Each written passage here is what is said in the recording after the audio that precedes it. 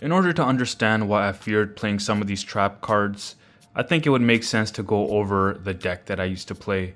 And I'll start off with one of my favorites, Sea Serpent, Warrior of Darkness, Optic Clops, and one of my favorites, Harpy's Brother.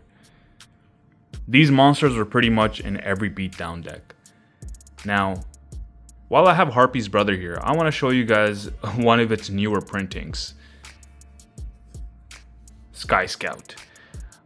I don't know what I feel about this card. I still prefer the original name Harpy's Brother. Sky Scout, no.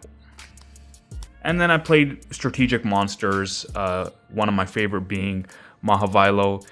If you haven't seen one of my previous videos talking about why Joey Starter Deck was one of my favorite, you'll understand that I was introduced to Mahavilo when I received that deck, and I have had it in every beatdown deck ever since, and particularly because of its effect.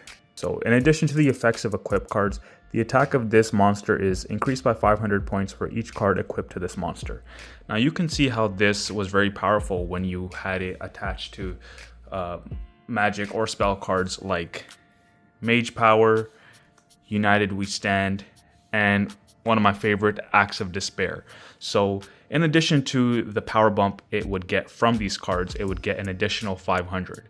I was not a big fan of playing monsters that required tributing or required sacrifices, because a lot of my monsters would be destroyed before I was able to set up for the sacrifice. So this was the next best thing, to have monsters with 1800 attack, which was the highest at that time that I had access to, and then power them up to go over my opponent's monsters. We'll go over the trap cards that I really did not like playing against. We'll start off with the first one here, Magic Jammer. When I had opponents that play this card, it really did not give me much advantage. A lot of my opponents also played beatdown decks. If they would run 3 of this card, I would definitely suffer that duel. The next one is Mirror Force. I never had access to Mirror Force when I first started playing. So really, whenever I attacked, I would be worried that someone would play Mirror Force against me. And in fact, there were moments where I would wait until I was able to get like spell and trap removals to remove one of my opponent's spell or traps before I even attacked. So yes, even though I could attack, I didn't attack. So I would wait a turn just so I can buy myself some time. And then, you know, you could imagine that I would actually suffer, because I would give my opponent an extra turn to build against me and I would lose anyways. Next card is Magic Cylinder. Now, if you had monsters that were near Blue Eyes attack, like really you power up any 1800 monster with Acts of Despair, 2800 is close to 3000, that's a pretty powerful monster. Now to get hit with Magic Cylinder, it really hurt. Felt like I was my worst enemy. And sometimes I would attach a monster with 2 Acts of Despairs, or Mage Power, or United We Stand, and I would really bolster that monster up, really only to get hit with Magic Cylinder. I think we have all, if not most of us, have felt being played Magic Cylinder against, and it's not a fun feeling. So I really loaded up my deck with at least 1 Mystical Space Typhoon and 3 Dust Tornadoes, and I really set up my field where I would have these in my hand before I would feel, or on the field before I would be even comfortable attacking. The next trap card, Trap Hole. Most of my monsters were normal monsters. If the attack of a monster summoned by your opponent, excluding special summon, is 1000 points or more, the monster is destroyed.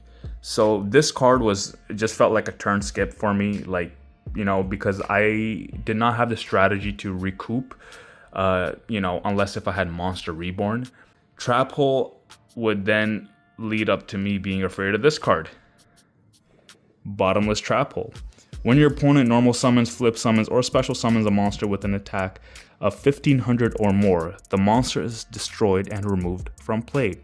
If most of my monsters were 1800 and above, Trap Hole and Bottomless Trap Hole really felt like the same card. I mean, it really felt like if the opponent played 3 of each, it was like 6 of the same card. So it was pretty terrible. Last but not least, this card is probably one of the worst cards that I played against. I think I might have hinted at it. Gravity Bind.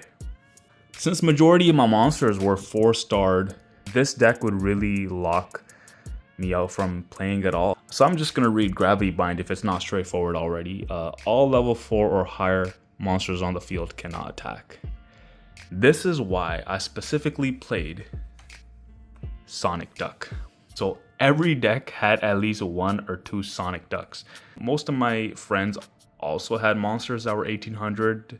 Some of them had monsters that were 1900, like Gemini Elf. There were some moments I might not have, drawn a power-up card.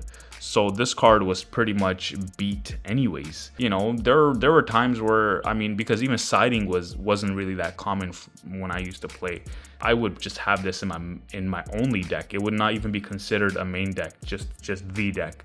These are the trap cards that I feared playing against the most. If you're interested in, old school Yu-Gi-Oh content, that's what I'm here for, and I hope you all enjoy it.